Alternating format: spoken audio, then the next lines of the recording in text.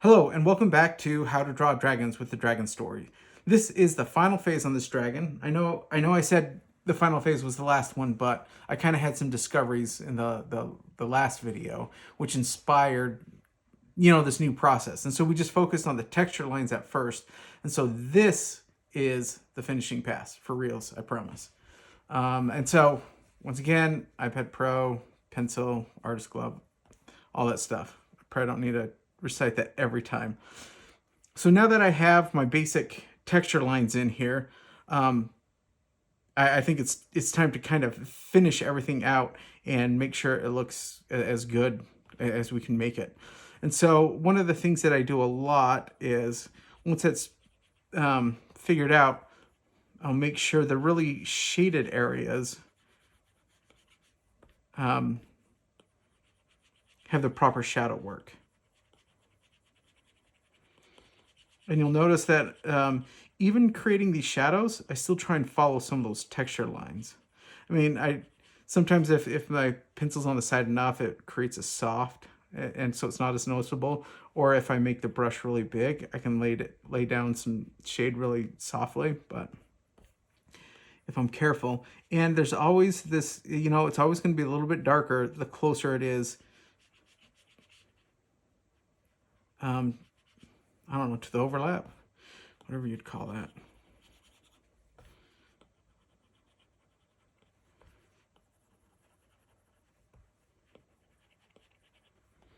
And then the bottom of the jaw, that's gonna have some pretty strong shadows, especially as it connects here. But you still have to imagine, maybe the muscles in the mouth and the jaw kind of poke out.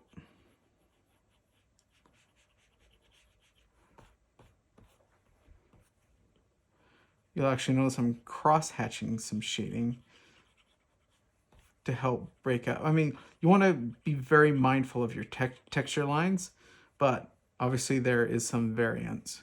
There's going to be some strong shadows underneath this upper lip, underneath the protrusion, or the way the bottom lip sticks out.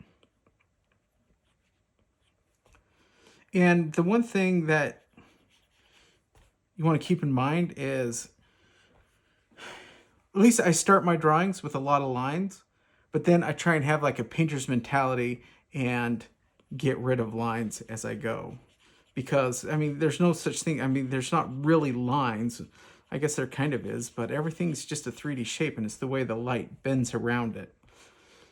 So coming back in here, I like the way the light's kind of wrapping around the bottom of his jaw here. But one of the most fun things to do is add the highlights. That's where everything starts coming alive. So you want to make sure you have a good eraser. Obviously with digital, it's pretty easy. But like I see this little ridge here, and if the light's just kind of catching it just right, it helps define that line. See, and I don't like this line. That line's kind of thick. And so I'll pull it out and then just add, a little bit of shadow. I might sharpen that up a little bit. And then even if you're like, okay, looking at the shape of the chin and the jaw, just adding, I mean, using the eraser, I can just add a little bit of light, which sometimes you have to come back and add just a little bit of texture to it. And if it's too strong, if your highlight gets too strong, just slightly drawing over it. I think this shadow needs to be a little bit darker. And the thing with the light is it's always bouncing around, and so just sometimes some soft highlights underneath for the light that's bouncing back up. That shadow might be too strong now. And it's most noticeable like if, so there was a line there, but I'm trying to change that into an erased line. Because then what really creates the shape is the shadow behind that structure.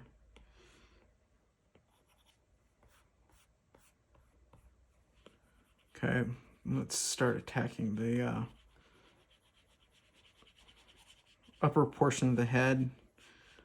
I might just enhance some of the shadows on underneath this horn right here.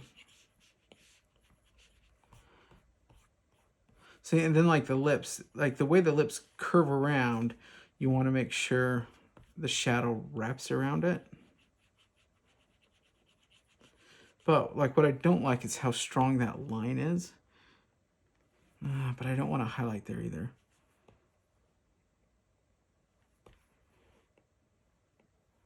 So I'll be careful not to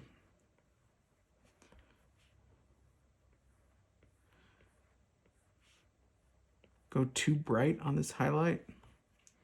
Just soften it up and then maybe enhance the shadows underneath it. But then, I mean, it shows that there's just sort of like an edge that's, you know, just picking up a little bit of bounced light.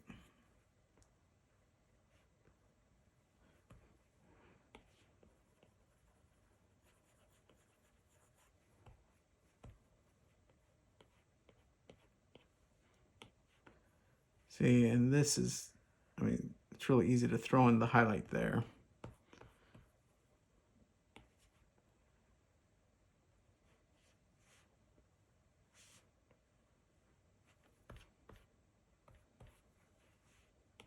I don't know what that shadow is. And you end up getting really particular about these things when you probably won't even see it when you're zoomed out. Okay, I think that shadow is maybe a little bit off. So I'll just try and lighten it.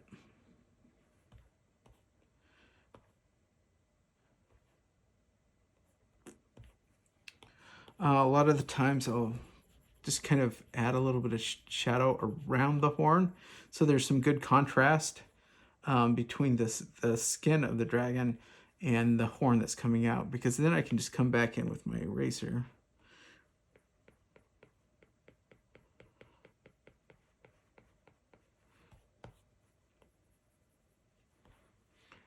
And then just add like a little edge of highlight to kind of show how the skin's bending around it.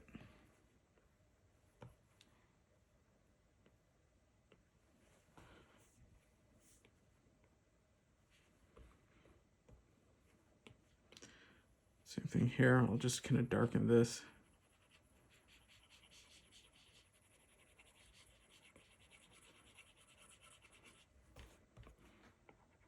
And I guess whatever sort of drawing utensil you use, make sure you use it so much that you are very in tune with how it works. Like, I know exactly how hard I need to push on this, you know, to get what I want out of it, or how to angle it. And the problem with digital drawing is sometimes it varies.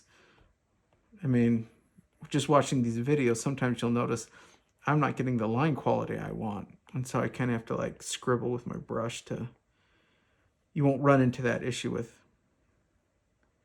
traditional media. Let me come in here and just add some highlights.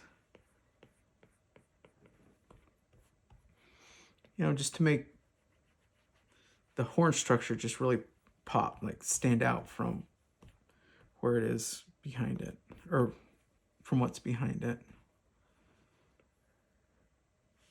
You know, and this line's kind of thick. You know, I might just add a few more texture lines in there. But mostly let's clean this up. So there's a nice strong contrast between the horn and the skin. Just enhance some of these shadows. And then add the highlights. Oof. I mean, the highlights is what makes your drawings just come alive, makes them sing. Okay, so let's go back to the face. Just enhance the shading. Oh, that might be too much. Actually, I probably need to soften this up.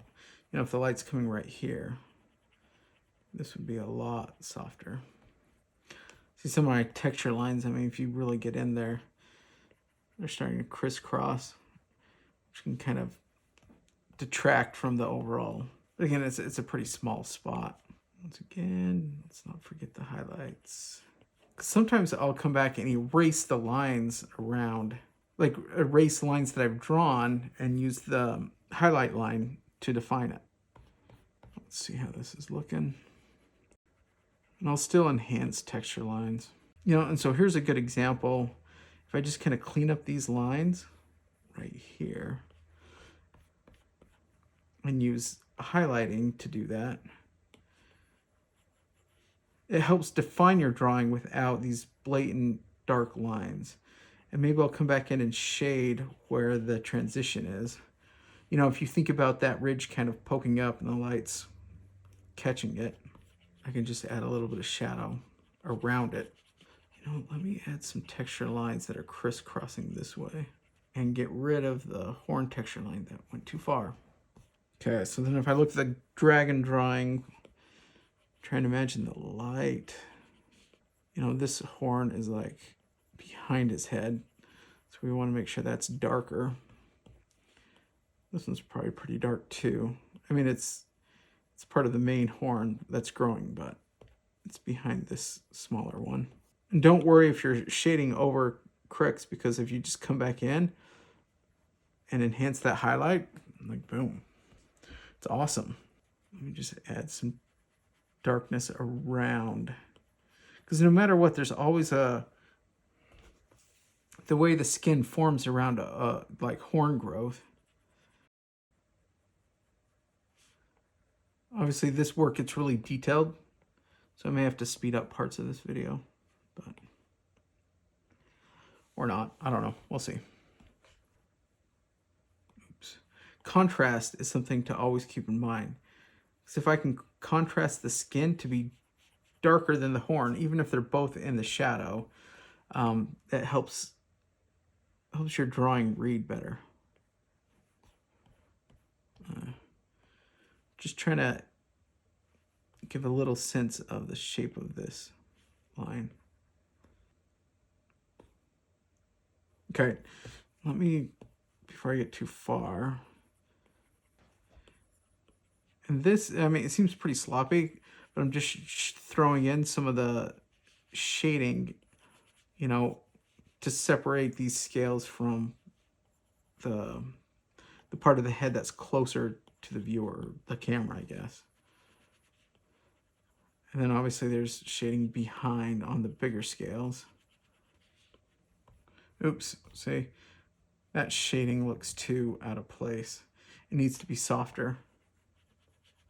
And I mean, normally I try and keep in line with the direction of the texture lines.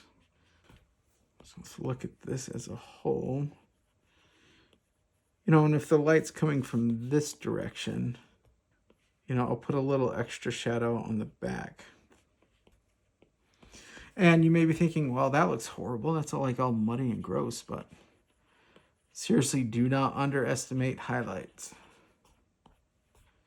Because then once that's in there, I'll just refine these lines, maybe enhance some of the texture of each one of these scales. I mean, I'm making sure each one of these lines is very purposeful. I don't know if that makes sense. See how that line was kind of soft. And if I'm adding in extra texture lines, you know, I'll add them more in where it's in the shadows and be a little bit lighter up top.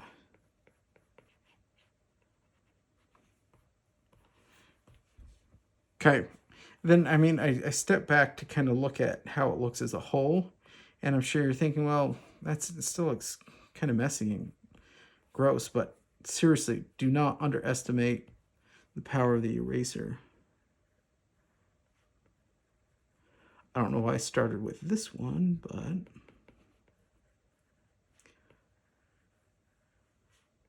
just giving it a little highlight along that edge, making this scale, the scale in front, a little bit lighter so it stands out in 3D space. You know, and if I have to, just even sort of darken up this edge.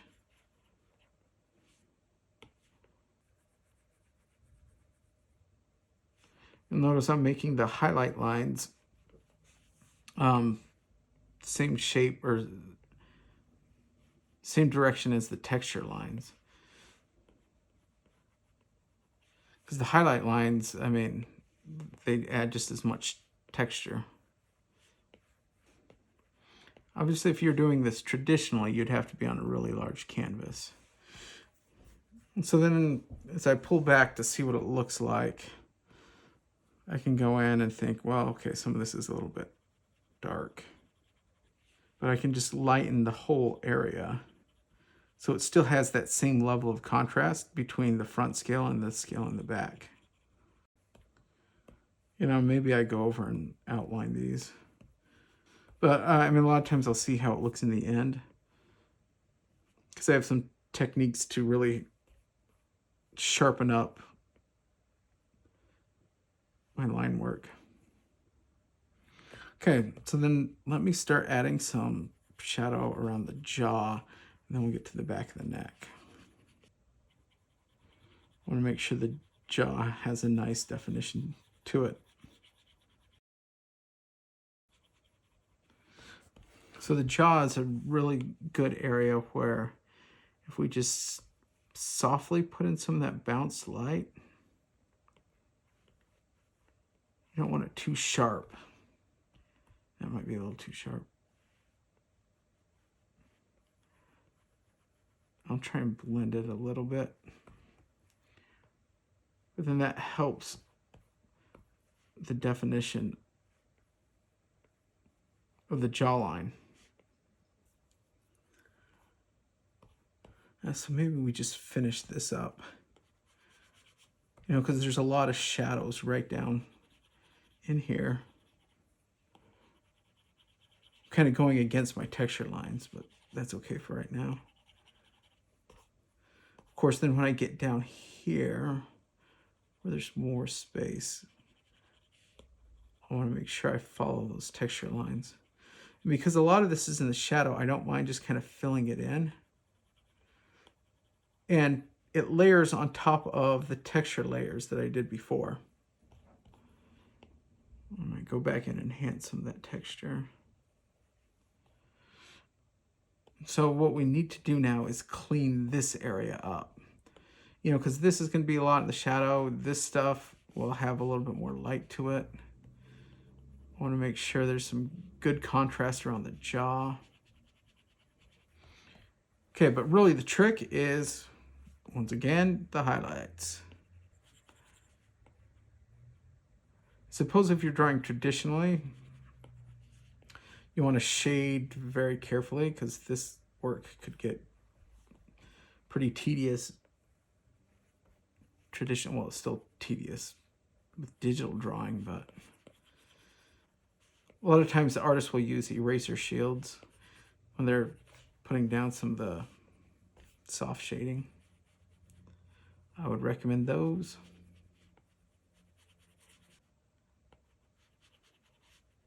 Yeah, my problem is I've developed my drawing technique to be like, while I'm waiting for something, I might be in line, doctor's office,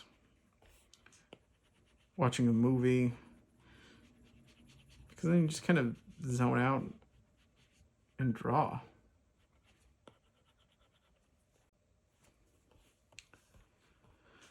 All right. Highlight time. You know, there's a lot of bounce light.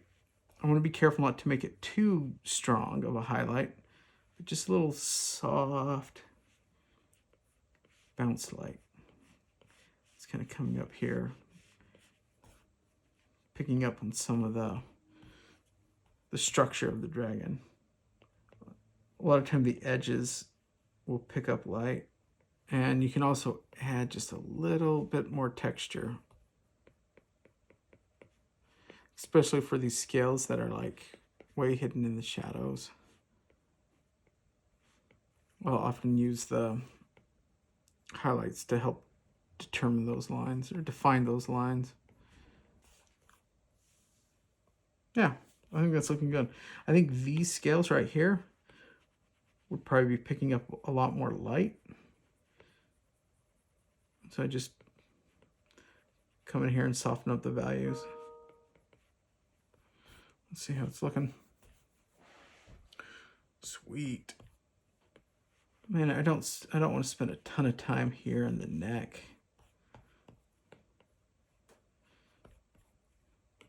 Maybe just enhance some of the texture lines. Just give some soft bounce light. Same right here. Because as the skin kind of folds out, it would pick up a little bit more light. This isn't a good example where I had a line in here, but if I replace it with like a highlight, that's usually better looking. Let me throw in some more shadows around this horn. We also have the skin right here that kind of has this connection point, you know, to the scale design around the neck. I want to kind of highlight that in the 3D space. Okay, it's looking pretty good.